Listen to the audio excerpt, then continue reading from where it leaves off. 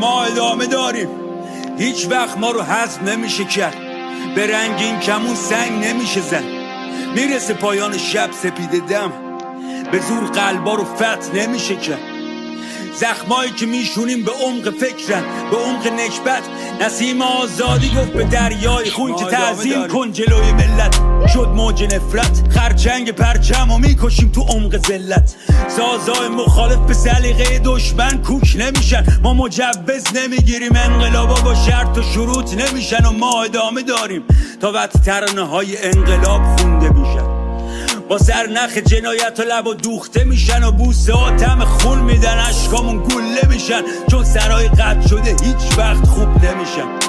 ما ادامه داریم، این روزا هیچ وقت یاد نمیره. مبارزی که پنجره تو اتاق کشیده تا نور امید اشکارو بخار کنه و آینه دق و بخار بگیره و روش بنویسی مرگ بر ظلمات شغال بمیره. ما ادامه داریم تا وقتی دیگه دشمن ادامه نمیده و گره کور تناب دار سقوط نظامو ببینه و اپشت بونه بیت جنازه بریزه. ما ادامه داریم، جنگ بین ما و اونا، جنگ خیر و شر، خوب و بد، نور و تاریکی، روز و شب. صدای توپ جنگ، بوم ریخ خون و نفت، جور بوم و رنگ. درد میکشیم، قلم پا شکسته پر میکشیم. ادامه داریم، تیک تیک بمبای ساعتی نبض جنگن و تا وقتی قاتلامون تو کتابان درسا همه جبرن.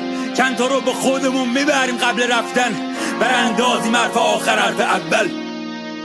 ما ادامه داریم برای امروز، برای فردا، بدون ترس از بیان ترسا.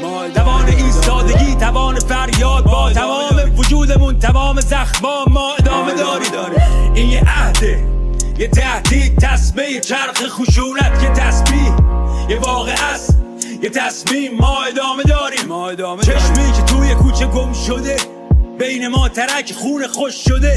تا فتح قله های پیروزی پشت ابرای شیمیایی، یه کوه گم شده. ما ادامه داریم برای آخرین بار، برای اولین، برای بیشترین، برای کمترین. شیرای شهریم جلو سگای رهبری. ما ادامه داریم، هنوز پا بر جا، هنوز استوار. از کلمه پر میشن خشاب جمله ها، وسط رگ باریم، وسط شعله ها. به یاد کشته ها زنده بودن جرم ما. ما ادامه داریم تا آخرین نفس، آخرین قدم، تا اینکه بشکنه آخرین قفس. قسم به اولین و آخرین وطن که ما ادامه داریم تا انقلاب شهره. صلحجویی واسه برده افتخاری نداره.